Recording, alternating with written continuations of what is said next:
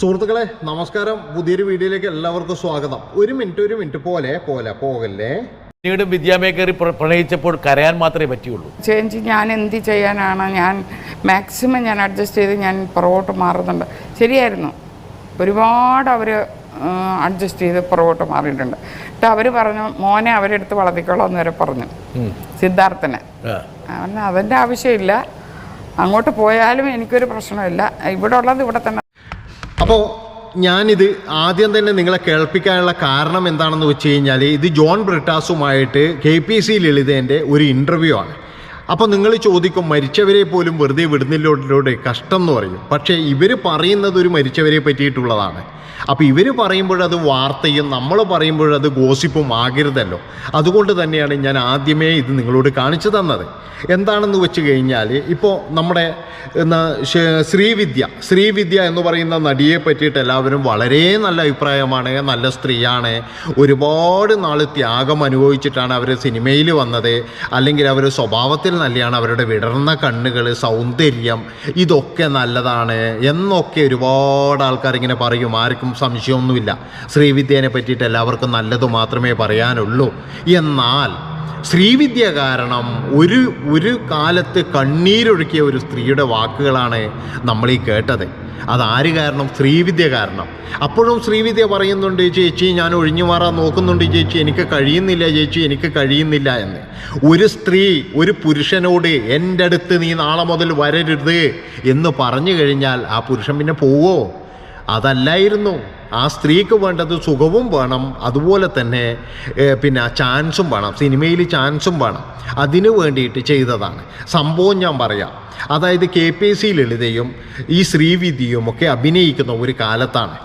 ഈ ഭരതനോട് ഭയങ്കരമായ പ്രേമമാണ് ഈ ശ്രീവിദ്യക്ക് അങ്ങനെയാണല്ലോ, ആരെ കണ്ടു കഴിഞ്ഞാലും പ്രേമിക്കും. കാരണം ആദ്യം പ്രേമിച്ചത് എന്ന് പറഞ്ഞു കഴിഞ്ഞാൽ എന്താ പറയേണ്ടത്, നമ്മുടെ കമലഹാസനെയാണ്. അതിനു മുന്നേ ആരോ പറയുന്നത് കേട്ടിട്ടുണ്ട് MGRനെ പ്രേമിച്ചു എന്ന്.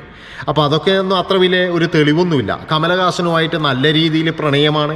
അതുമാത്രവുമല്ല, അന്നത്തെ കാലത്ത് കമലഹാസന് ഒരുപാട് പ്രണയങ്ങളുണ്ടായിരുന്നു. ഒരു പ്രണയമൊന്നുമല്ല, ഒരുപാട് ആൾക്കാരുമായിട്ട് പ്രണയമുണ്ടായിരുന്നു. കമലഹാസൻ്റെ സിനിമയിൽ അന്ന് അദ്ദേഹം നല്ല രീതിയിൽ നടികളെ പിന്നെ നമ്മുടെ മുതലാക്കുകയും ചെയ്യും. അതാണ് ഒറിജിനാലിറ്റി തോന്നിക്കുന്ന തരത്തിലാണ് അന്നത്തെ ഒരു അഭിനയം എന്ന് പറഞ്ഞു കഴിഞ്ഞാൽ. അപ്പോൾ അന്ന് കമലഹാസനുമായിട്ട് നല്ല രീതിയിലുള്ള പ്രണയം നടക്കുന്ന സമയം ഒരു ദിവസം കമലഹാസനുമായിട്ട് അങ്ങ് തെറ്റിക്കഴിഞ്ഞതിൻ്റെ ഇപ്പം എന്ത് ചെയ്തു, അവരങ്ങ് മാറി. ഇനി ഞാൻ നിൻ്റെ കൂടെ ഇല്ലടാ എന്നൊക്കെ പറഞ്ഞിട്ട് കമലഹാസനുമായിട്ട് അങ്ങനെ ഉടക്കി പിരിഞ്ഞു. അത് കഴിഞ്ഞതിന് ശേഷം ഇവർ കല്യാണം കഴിക്കാൻ വേണ്ടി പോയി. ജോർജ് എന്ന് പറയുന്ന ഒരു വ്യക്തിയെ കല്യാണം കഴിച്ചു. അത് 78-ലാണ് കല്യാണം കഴിക്കുന്നത്. അപ്പോൾ കല്യാണം കഴിക്കുന്നതിന് മുന്നേ ഭരതനുമായിട്ട് ഒരു പ്രണയമുണ്ട്. അപ്പോൾ ഈ ഭരതനുമായിട്ട് ഈ പ്രണയിച്ചിങ്ങനെ നടക്കുമ്പോൾ KPC ലളിതയാണ് ഇതിൻ്റെ സഹായങ്ങളൊക്കെ ചെയ്തു കൊടുക്കുന്നത്. കാരണം ഈ പിന്നെ ശ്രീവിദ്യേൻ്റെ വീട്ടിൽ ഫോണൊക്കെ വരുമ്പോൾ വലിയ ബുദ്ധിമുട്ടാണ്. എന്താണെന്ന് വെച്ച് കഴിഞ്ഞാൽ അവരൊരു ബ്രാഹ്മൺ ഫാമിലിയാണ്. അതുമാത്രമല്ല, ഇങ്ങനെയുള്ള സംഭവങ്ങളൊന്നും അവരെ വീട്ടുകാർക്ക് ഇഷ്ടവുമല്ല. പിന്നെ കമലഹാസനുമായിട്ടുള്ള ബന്ധം എന്ന് പറഞ്ഞു കഴിഞ്ഞാൽ അദ്ദേഹം നല്ല പിന്നെ മുന്തിയ ജാതി തന്നെയാണ്, അതുകൊണ്ടായിരിക്കാം. ഏതായാലും ഭരതനുമായിട്ടുള്ള ഈ ഫോണിംഗ് പരിപാടികൾ വീട്ടിൽ നടക്കാത്തതുകൊണ്ട് KPC ലളിതേൻ്റെ വീട്ടിൽ വന്നിട്ടാണ് ഫോണിംഗ് പരിപാടിയും അതുപോലെ ഭരതനും ഈ ശ്രീവിദ്യയും തമ്മിൽ കാണുന്നതും ഒക്കെ ഈ KPC ലളിതേൻ്റെ വീട്ടിൽ വന്നിട്ടാണ്. അപ്പോൾ ലളിത അതിന് മൂകസാക്ഷിയാണ്. ലളിതയെന്ന് കല്യാണമൊന്നും കഴിച്ചിട്ടില്ല. അപ്പോൾ ഇവരുടെ കുൽസിത പ്രവർത്തനങ്ങളൊക്കെ അവിടെ നടക്കുമ്പോൾ ലളിത എവിടെ ഉണ്ടാവും? അതൊന്നും പിന്നെ പറഞ്ഞിട്ട് കാര്യമില്ല. ഒരു ഡയറക്ടറാണ് അദ്ദേഹമാണെങ്കിൽ, അന്ന് തൊട്ടതെല്ലാം പൊന്നാക്കുന്ന ഒരു സംവിധായകനാണ്. അപ്പോൾ അദ്ദേഹത്തിൻ്റെ സിനിമയിൽ ചാൻസ് വേണമെന്നുണ്ടെങ്കിൽ മറുത്ത് പറഞ്ഞാൽ പിന്നെ വിളിക്കത്തില്ലല്ലോ, അതാണ്. അപ്പോൾ അത് കഴിഞ്ഞതിന് ശേഷം ഈ ഭരതനുമായിട്ടും ഈ പിന്നെ ശ്രീവിദ്യ അങ്ങ് തെറ്റി. അതാണ്. അത് തെറ്റിക്കഴിഞ്ഞതിൻ്റെ ഇപ്പാണ് ഈ ഒരു അസിസ്റ്റൻ്റ് പിന്നെ നിർമ്മാതാവ്, അത് ഈ പൈസ ബിനാമിയായിട്ട് മുടക്കുന്ന ഒരു നിർമ്മാതാവ് വന്നു. ജോർജ് എന്നാ പേര്. അദ്ദേഹത്തിൻ്റെ ഈ കോണ്ടസാ കാറും അതൊക്കെ കണ്ടപ്പോൾ ശ്രീവിദ്യാമ്മ വിചാരിച്ചു ഇദ്ദേഹം വലിയ പണക്കാരനാണെന്ന്. അങ്ങനെ കയറിയിട്ട് അങ്ങ് മുട്ടി. പക്ഷെ അന്ന് മധു മധുവിന് കൃത്യമായിട്ട് മനസ്സിലായി. മധു പറഞ്ഞു, ഇവൻ ദരിദ്രവാസിയാണ്, നീ അവനെ കല്യാണം കഴിക്കരുത്, അവൻ ശരിയല്ല ആള്, അവൻ്റെ മനസ്സിലിരിപ്പ് വേറെയാണ് എന്നൊക്കെ മധു പറഞ്ഞപ്പോഴേ മധുവോട് പറഞ്ഞ് നിങ്ങൾക്ക് അസൂയാണ്, ഞാനിങ്ങനെ ഈ നിർമ്മാതാവിനെ കല്യാണം കഴിക്കുന്നുണ്ട്. പൈസക്കാരെ മാത്രമേ നോക്കിയിട്ടുള്ളൂ കേട്ടോ, ശ്രീവിദ്യാമ്മ അങ്ങനെ പാവപ്പെട്ടവരൊന്നും നോക്കിയിട്ടില്ല. അങ്ങനെ എന്ത് ചെയ്തു, ഞാൻ വലിയ നിർമ്മാതാവാണെന്ന് പറഞ്ഞിട്ട് ഈ ജോർജ് എന്ന് പറയുന്ന വ്യക്തിയുമായിട്ട് കല്യാണം നടത്തി.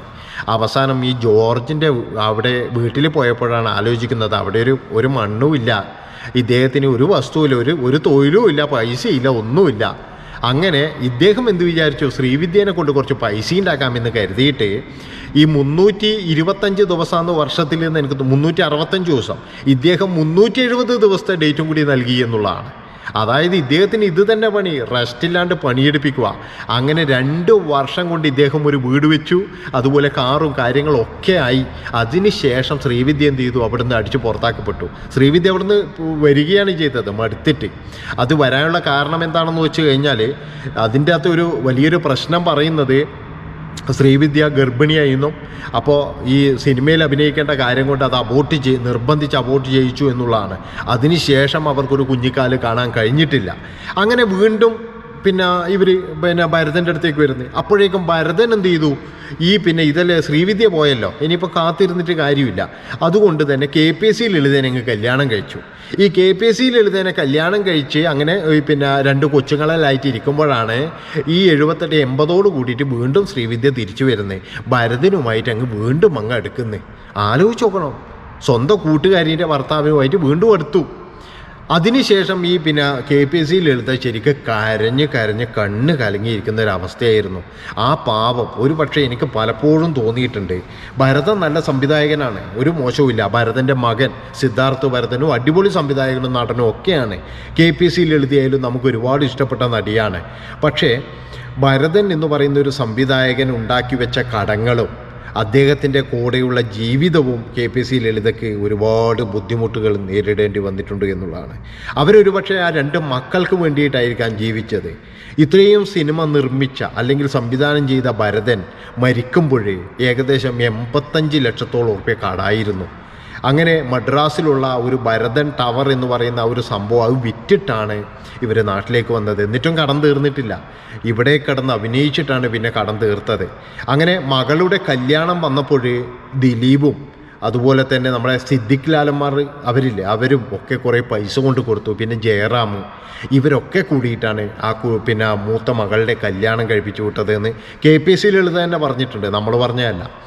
അപ്പോൾ അങ്ങനെ അത് കഴിഞ്ഞ് രണ്ടാമത് ശ്രീവിദ്യ വന്നപ്പോഴാണ് വീണ്ടും ഭരതൻ അങ്ങോട്ട് പോക്ക് തുടങ്ങി.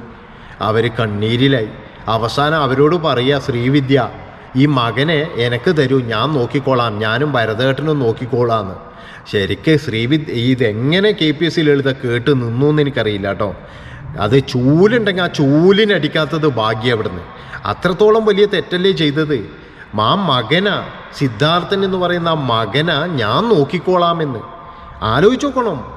ഒരു ഭർത്താവിനെയും തട്ടിയെടുത്തിട്ട് നാണവും മാനവും ഉളുപ്പും ഇല്ലാണ്ട് അന്ന് ചോദിച്ചതാണിത്. അപ്പോൾ നിങ്ങളെല്ലാവരും പറയും, കഴിഞ്ഞില്ലേ മാഷേ ഇതെല്ലാം, അവർ മരിച്ചില്ലേ, ഒക്കെയാണ്. പക്ഷേ വാഴ്ത്തിപ്പാടുമ്പോൾ നമ്മൾ ഇതും കൂടി നോക്കണം. ഈ KPSC ലളിതക്കും കൂടി നീതി കിട്ടണം. അല്ലാതെ KPSC ലളിത ഇത്രയും കഷ്ടം അനുഭവിച്ചിട്ട് അവരത്രയും വേദന അനുഭവിച്ച നാളുകളായിരിക്കും അത്. സ്വന്തം ഭർത്താവിനെ സ്വന്തം കൂട്ടുകാരി കൊണ്ടുപോയിരിക്കുന്നു. എത്രമാത്രം വിഷമിച്ചിട്ടുണ്ടാവും അത്. ആലോചിച്ചിട്ടുണ്ടോ നിങ്ങളാരെങ്കിലും?